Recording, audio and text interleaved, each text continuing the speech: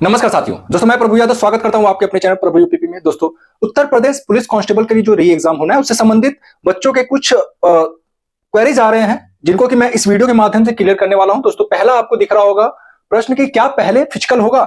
मतलब बच्चे ऐसे प्रश्न पूछ रहे हैं कि सर क्या रिटन एग्जाम बाद में कराया जाएगा, पहले फिजिकल कराया जाएगा। पहला प्रश्न ये है। दूसरा है टेंडर कौन लेगा। तीसरा है कि जिसका पेपर छूट गया था क्या वो दोबारा पेपर में बैठ सकता है या फिर नहीं बैठ सकता है। इन तीनों ही प्रश्नों पर हम जो है डिस्कस करने वाले हैं। दोस्तों, सबसे पहले हमारा आता है कि क्या पहले फिजिकल होगा। क्या भाई, कुछ यूट्यूबर हैं जो वीडियो बना दिए हैं और उनको ऐसा पता नहीं, मतलब उनको सोते टाइम ये सपने आए थे कि कैसे क्या हुआ था। बच्चे जो है वो वीडियो देख करके उनको ऐसा लग रहा है कि पहले फिजिकल होगा। अब जबकि इसमें 1% की भी सच्चाई नहीं है। जो प्रोसेस को चेंज कर दिया गया है, जिस पैटर्न को चेंज कर दिया गया, उसको दोबारा से क्यों शुरू किया जाएगा। अगर मान लीजिए चलो ठीक है, भीड़ कम करने के लिए पहले फिजिकल करा सकता है, तो यूपी पुलिस का फिजिकल कोई इतना हार्ड नहीं है कि उसमें जो है बच्चे इतनी अधिक संख्या में जो है बाहर हो सके। अगर ऐसा लग रहा है कि फिजिकल कराने से बच्चों की जो संख्या है वो कम हो जाएगी, तो ये बिल्कुल गलत है। बल्कि एक बात मैं और बता दूं, फिर फिजिकल 48 लाख बच्चों का फिजिकल कराना मतलब आप मजाक बात नहीं है ये, ठीक है। 48 लाख बच्चों का फिजिकल कराना, 60,244 वैकेंसी है, तो इसके 2.5 गुना बच्चों को फिजिकल के लिए बुलाया जाएगा, ठीक है। और ये हमेशा से जो है पुलिस भर्ती बोर्ड जो है उत्तर प्रदेश की, वो यही करती आई है कि जितनी वैकेंसी होती है उसके 2.5 गुना बच्चों को जो है फिजिकल के लिए बुलाती है। तो अगर हम 60,000 का 2.5 गुना करें तब भी जो है लाखों में संख्या जा रहा है, ठीक है। 7 दूना 120, 120 और लगभग 1.5 लाख आप मान लीजिए। अगर 1.5 लाख बच्चों को फिजिकल के लिए बुलाया जाता है, उतने बच्चों का भी फिजिकल कराया जाना अपने आप में एक चुनौती होता है, ठीक है। अब ऐसे में जो है अगर पहले फिजिकल कराया जाएगा तो 48 लाख बच्चों का फिजिकल कराया जाएगा। भैया, इतना कहां से व्यवस्था हो पाएगा। समझ रहे हैं कैसी भगदड़ मचेगी। तो इसमें 1% की भी सच्चाई नहीं है। जिन बच्चों को ऐसा लग रहा है, बहुत सारे कमेंट्स आ रहे थे मेरे हर एक वीडियो में, इससे रिलेटेड क्वेरीज आ रही थी, तो मैंने कहा कि भाई इसको क्लियर ही कर देते हैं। अब दोस्तों, जो आपको बोर्ड पे दूसरा क्वेरीज दिख रहा है, दोस्तों आपको बता दूं कि ये है टेंडर कौन लेगा।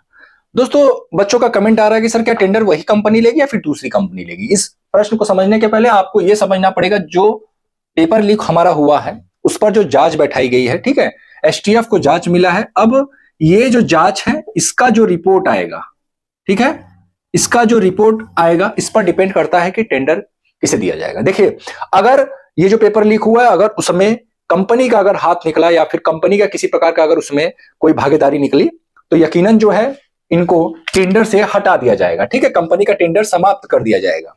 लेकिन अगर उसमें कंपनी का कोई दोष नहीं निकलता है, देखिए आप जानते हैं कि नकल माफिया कितने एक्टिव है प्रदेश में।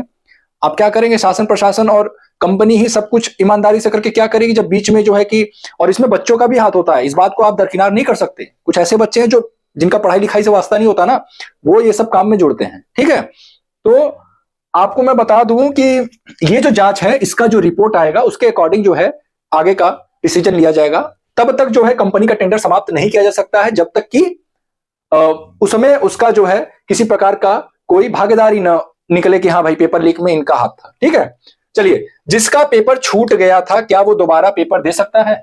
बहुत सारे बच्चे कह रहे हैं कि सर मेरा पेपर छूट गया था, मैं सेंटर पे लेट से पहुंचा था। बहुत सारे बच्चों का कहना है सर मेरा तबीयत खराब हो गया था, मैं पेपर नहीं दे सका, क्या मैं दोबारा दे सकता हूं। भैया, आप दे सकते हो, ठीक है। आप बिल्कुल, अगर मैं इसका जवाब दूं यस, आप पेपर दे सकते हैं, क्योंकि जो पेपर लीक के बाद जो पेपर निरस्त करने का जो आदेश निकला था भर्ती बोर्ड के माध्यम से, उसमें साफ तौर पे लिखा गया था कि जिन भी बच्चों ने फॉर्म भरा है, उसमें यह नहीं लिखा था कि जितने लोग परीक्षा में शामिल हुए थे। अगर ये लिख देता तो फिर वो नहीं दे पाते, क्योंकि वो तो परीक्षा में शामिल हुए नहीं थे।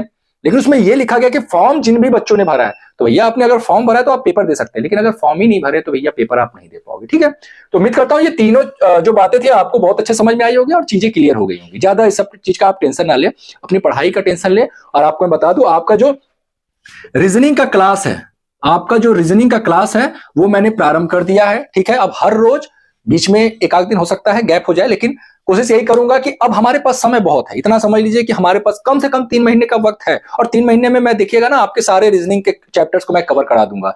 हिंदी के तो करा ही दिया हूं, और हिंदी में 2-3 चैप्टर बचे उनको भी करा दूंगा। उसके बाद रीजनिंग को कंप्लीट करा के, क्योंकि रीजनिंग और हिंदी सिलेक्शन में एक अहम रोल है, ठीक है। तो रीजनिंग का जो क्लास है आपको इसी चैनल पर मिलेगा, प्रभु यूपीपी।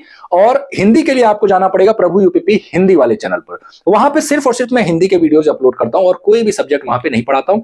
दोस्तों आप क्लास करिए, अगर आपको अच्छा लगे तो आप खुद जो है कि आकर के कम्प्लीमेंट दे सकते हैं, और उसके बाद जो है मैं गारंटी के साथ कहता हूं कि जो भी क्लास मैं कराऊंगा उसमें से क्वेश्चन फंसने वाले हैं। और बच्चे इसका सबूत है, मैं ये नहीं कह रहा हूं। मैं 20 क्वेश्चन केवल पुलिस प्रशासन से कराया था, और 20 प्रश्न में से जो है 3 प्रश्न मैंने फंसाए। सोचिए, 20 प्रश्न कोई पढ़ा करके अगर 3 क्वेश्चन फंसा दे तो मुझे नहीं लगता कि आपके लिए कहीं भी जो है घाटे का सौदा है। तो दोस्तों आप सभी मेहनत से पढ़िए, जो फालतू की बात है उनको ज्यादा दिमाग में न लाइए, केवल और केवल पढ़ाई पे ध्यान दीजिए। अभी ये वक्त आपको मिला है तो सिर्फ और सिर्फ आप कह सकते हैं कि पढ़ने के लिए एक शानदार अवसर आपको है, और इसको दोनों हाथों से भुनाइए, क्योंकि एक बार अगर ये समय फिर निकल गया तो आप जानते हैं समय कैसे बीतता है, 2-3 महीने 4 महीने कब निकल जाते हैं पता नहीं चलता है। तो आप सभी तैयारी में लगे रहिए, क्योंकि ऐसा भी हो सकता है कि पेपर बहुत जल्दी हो जाए, आपको समय ना मिले, क्योंकि आप जानते हैं कि भर्ती बोर्ड ने, और इस बार जब से पिछले कई वैकेंसीज में हमने देखा है कि पुलिस की जितनी वैकेंसियां हुई हैं, हर चीज के लिए आपको समय नहीं मिला, ना तो फिजिकल के लिए ज्यादा समय मिलता है, ना मेडिकल के लिए, ना तो रिटन एग्जाम के लिए। तो तैयारी हमेशा बना करके रहिए, अपने आप को हमेशा तैयार रखिए हर एक चीज के लिए। तो दोस्तों फिर मिलते हैं किसी अन्य वीडियो के साथ, तब तक के लिए जय हिंद, जय भारत।